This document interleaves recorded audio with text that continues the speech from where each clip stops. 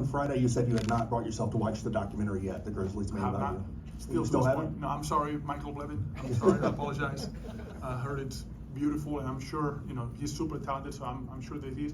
But I have a tough time first talking about myself, and you guys are forcing me to do that for the past week. Have your wife or parents or kids watched it? They with me at the house, so I would say no yet. But just because I'm in control of the TV most of the times. All right, Sadie, and then we'll go to Matt. The main reason is because I don't want to get more emotional about it. It's not because there's anything. Do you plan to watch it at some point? Hopefully on the flight back, when everything has calmed down a little bit, and hopefully on the flight back, I can watch it and with peace. Like I said, I'm sure it's done great, and I've seen clips of it. Like I have seen the clips of it on social media. So yeah, it's beautiful. Mark, Mike Sadie from Channel 3. Mike. For those of us that have been here with you since the very beginning at Lausanne, there's always been an adage for you, Barcelona born, but Memphis made. Mm-hmm. And for you, you've really embraced this city. Mm-hmm. You just put out a little thing on social media, can't wait to see you tomorrow. Have you thought about the emotions? Because this will be the first time that this city can honor you. Yeah. Because after you were traded, there was no Toronto game coming back, then COVID. You haven't had your moment. What's it going to mean to you when you see that record, not a jersey, but when 33 goes up? Have you thought about that, and what's it going to mean? Hopefully we can turn into a jersey sooner than later. That's neither here nor there. I can't really tell you what it's going to feel like. I know it's going to be a lot of emotions. Like the love that I got the last week from every interaction I had. Either it was a grocery store or just walking around downtown. It's been overwhelming. So knowing that it's going to be emotional for everybody else, it's even adds to it. So I'm going to be very thankful for the love and respect that I got through so many years, and can't wait. Honestly, I can't wait. Like the anticipation for this moment has been, like you said, it's been over the years building up. So now to be in front of it, I can't wait. Matt. Mark, in the back. Battlefield 925, you're in Memphis. Welcome back as well. You and your brother both played here, and as of tomorrow night, you and your brother will be the only Spanish-born players to have their jerseys retired in the NBA. For your family, for your country, how much pride do you take in that? Just to see both journeys and to see where we came from, to have that honor, it's very special and unique, and we value it a lot. We also looking forward, to the next challenges and see what's ahead and what we're going to do with our lives and how we can impact other people's lives with the same passion that we play the game of basketball. So we understand and we cherish very much what we accomplished and how special it is to be together, our All-Star game, to be able to play Olympic finals together, winning World Cups and all those things that we'll be able to accomplish as players. But we also want to accomplish most things as human beings and have an impact on other people's lives. And I think that goes beyond the game, and that's what basketball has given to us is a responsibility. So we're looking forward to that a lot. Mark, Rachel Phillips with ABC 24, welcome back and congratulations on the celebration. We spoke to some of your teammates from high school this week. Just how much do you remember of those times, and how much did those guys help you become a Memphian? They were crucial. They helped me a lot. They had a lot of patience during those times. I could not speak at all. I could not communicate with them. So basketball was a way for me to express myself. It always been, but at that time, that was my only way to express myself. So it was, they showed me the insides and out of Memphis and how to move around the city. And they gave me a lot of confidence on them and trust. So I will forever be thankful, especially Carlos and Sean. They were probably the two guys that I spent the most time with because we were together for 2 years of my junior and senior years in high school. So I'll forever be thankful, and they know that, and we have a lot of contact, and we communicate, and obviously one of them Carlos has become a dad a long time ago, and Sean, it seems to be one on the way. So it's cool to see your high school teammates become parents and fathers and how they deal with it, and so it's interesting. So it's long journey. All right, so we're gonna go Parker, Chris, Drew, and Colin. Those will be the next four. At the same time. Yeah, you think. Mark, welcome back. You and Pal this week had the chance to return and visit St. Jude and Le Bonheur Children's Hospitals, reunite with some of the patients. Just what did that mean for y'all to kind of step back to that hospital after all the years of involvement with those two hospitals? It means so much to see what St. Jude and Le Bonheur do for the patients and their families, and it's inspiring to me. And it's always been. Now that I'm a father of two, and obviously when I left here, I was father of two already. I came in as a high school kid and left as a father. But to be able to see the impact that you had and the stories and the impact that those hospitals have and give them hope and a place to be and a place to rest their head during very difficult times, it's I can't really find the words to describe how huge they can be and how much of a difference they do make every day. Unfortunately, they still have a huge task at hand, and they're still doing. And even though the numbers have gotten a lot better over the years thanks to their work, there's still a lot of more work that needs to be done. They still have a huge job to do, and I'm here to help as much as possible during that process. My parents were involved in the medicine world, so for me, that's my way of trying to help in an area that is so much needed. There's so many stories that I cannot get into because it's very emotional for me, because you get really close to some of the families and some of the patients, and unfortunately they don't all make it. Like the story that probably saw with Tyler yesterday, which is an amazing story that he was a patient and now he's going to be going to Alabama and study and inspire a lot of people and a lot of new patients. So, but unfortunately not all the stories end that way yet. Hopefully one day we'll get there. Chris. Yeah, you'd said that the prior to this week, the last time you were in Memphis was for Zach's jersey retirement a few years ago. Mike Conley was not able to be there that night. When was the last time you, Zach, Mike, and Tony were all in the same place together? I think before everything, we were playing all together. I think that was the last time we were all in the same room. So I think tomorrow night is going to be even more special, having everybody in the house and connecting with them all together at the same time. So it's going to add more to it. We didn't have enough of emotion. Having those three guys on the court is going to be obviously more special. You were there last year in Los Angeles when the Lakers retired Powell's jersey. What was the emotion sitting through that, and does that, I guess, give you any expectation for what tomorrow will be like? I was there to support Powell and celebrate his career, and he's here for the same thing. And like I said, it's so special. I think you realize now you're trying to gather all your emotions and all the memories that you had over the years. So Powell had his way, and he had his career and did amazing. And I have my career and try to do the best I can every day. And here we are, both of us, right? And looking into our lives after basketball as parents and as people that try to make an impact in the community and the society they live in. So we'll see how it goes. I can't promise you how it's going to go. I can't really tell you because it's my first time doing it. So we'll see. I'm very excited though. Colin. Mark, Colin Cody, WREG here in Memphis. Welcome back.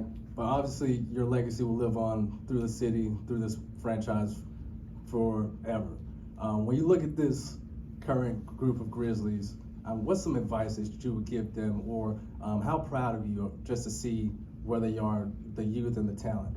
The talent, it's through the roof. It's so much fun to watch when everybody's healthy and playing.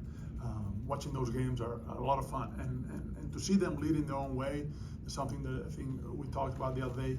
I'm happy for that they feel comfortable enough in the city to lead in their own way and be themselves. And hopefully everything comes together and everybody's healthy next year. And I know the whole city is going to be behind them once they all play, and they've been behind them no matter what. So I'm excited for the future and the present of the team. You see the opportunity that some of these young guys would not have if the season didn't go the way it did. So to see also some of the other new guys blossom and turn into NBA players and having a chance to play, it's refreshing, and wish them the best because I'm going to be cheering for them. So I know the city is also going to do the same thing. Sadie. Mark, you've never been a guy that wanted to be in the spotlight. And as number 33 goes up, it's just another example of the core four and what the four of you meant. One day there's going to be a statue outside this arena with the four of you together. What did it mean to be with that group and to be kind of the resurgence of this franchise? You know, you say how good the team is now, would have never been without grit and grind. What does it mean to you to be in the group of those four guys? Because again, you're not a guy that likes to be in the spotlight by yourself. Yeah, I think what we represented at that time, I think what has the huge impact on everybody, right? Like, we all had our flaws, and to this day we obviously do, but we helped each other overcome and made each other better, no matter, you know, our past, no matter our weaknesses. You know, we truly care about one another, and in this type of job, it's not always the case. So it makes it even more special. You know, and the kind of impact that we had, and how the city kind of rallied behind us, led by Lionel also. Lionel and their coaching staff played a huge role in putting some sense into that locker room. It's, you know, I'm happy and proud of what we accomplished, and I'm sure the new guys and the new generation are going to do, you know, hopefully, you know, with the same mindset, different talent, but the same mindset of having a huge impact on the city. So we're now going to switch languages, and we will start. We talked about 18, 19 years. Pau became part of his personality. Obviously became part of my personality. My kids grew up here for a little bit, so it's going to be part of us for the rest of our lives. And now, obviously, you know, we're going to be part of it, hanging up in the rafters for the rest of, you know, as long as the Fed ExForum, it's up, hopefully for a long time. I don't know how to put it into words. It's so many emotions into one, and I'm just proud of how everything has happened, and how perfect everything has ended, even though it had a lot of imperfections along the way. So the city always had our back, and always have the city's back. So it's been great. Rachel. Hey Mark, can you take me back to when you first found out that this was all happening? Who called you, and what went through your mind? Well, as soon as I got traded, I think they did make an announcement that whenever I retired, this was a possibility. But you don't think about it because you're playing, and you know, once I decided that my career in the NBA was done, went back to Spain, played there for a couple of years. So it's been so long, but at the same time, it's been so short. And the connection is there, and you see it and you feel it as soon as you land in the city and you start driving around, like everything is back. So I can't really tell you how it feels because I'm not really good at work like that, but it's been very special. Jeff. Hey Mark, welcome back. Hi, Jeff. Two real quick ones. Do you remember those first days? Were you unhappy or happy to be moving to Memphis? Early on? Yeah, when you were, yeah. So we stayed at the Marriott, and Coach Tippett was the coach for White Station High School, and he's the one, but everything was new. Like, everything was so new to us, and it's so different from what we were used to it. It felt like a vacation early on, like, okay, where are we at? Like, this is so different of Barcelona, and we're not sure how it's gonna go. So we were happy just to be doing something so out of the ordinary for us. So we were happy, and we stuck as a family. We went through it together. Obviously, it was not always easy. The first couple of days, I thought the area code for Memphis was 911. So when I called somebody, you know, I would hang up because she would talk in English, and I thought I was calling my dad. I'm like, well, that's not my dad. Eventually, enough cops showed up to the door, and I'm like, yeah, well, maybe I'm not doing it right. And it's 901. So it's, you know, it's been great. It's been great, and obviously not always perfect. And we had, you know, our problems and our challenges, but we faced it, and always people in here had our back, and that's, you know, that's kind of why all of this makes sense. Chris and I were trying to think about if there was a moment or two that stick out from the memories, and Chris's point was you were always about more the process than moments, and I think that's right. But Was there a series that you look back at with particular fondness, a playoff series or anything that you treasure more than others? Well, the first win in San Antonio with Shane Shot. I think the first win we got in the playoffs, knowing, again, being a fan before a player, you knew how much it hurt all the sweeps that we had for those 3 years, and to win that first game and being Shane too. I know what it meant to a lot of people, and I think that kind of shifted, like, okay, we can do this. So that series, the first series that we won in the playoffs against,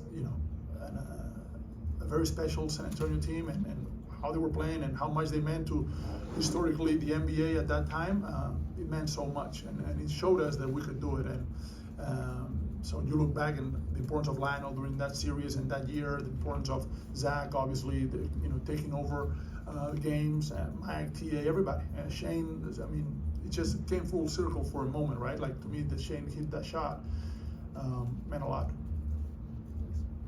Okay, last question, Doc. Mark, there's obviously a lot going on in Memphis right now, a lot of violence, a lot of negative connotations around the world. Do you find yourself defending how Memphis is? Because watching your documentary, it was extremely well done. I'm only imagining, because I'm from Memphis, I'm from the hood, to see you as a 16-year-old going to the hood, going to basketball games, but feeling safe and being shown a lot of love. Do you find yourself defending Memphis at times when you at home or other parts of the world? All the time. But you got to come and see it. And I believe in the power of sports to bring people together. And I think we've seen that over the last few years. But we have to continue. It's not done. Sports have to encourage kids to take different paths. So hopefully, with the work of everybody that is involved with the sports, and if we can inspire kids taking different ways and different avenues, and give them opportunities to do so and tools to do so, and so it's a long grind. It's not short. It's not easy. It can be frustrating at times, but I don't mind defending the city at all costs. I don't mind that.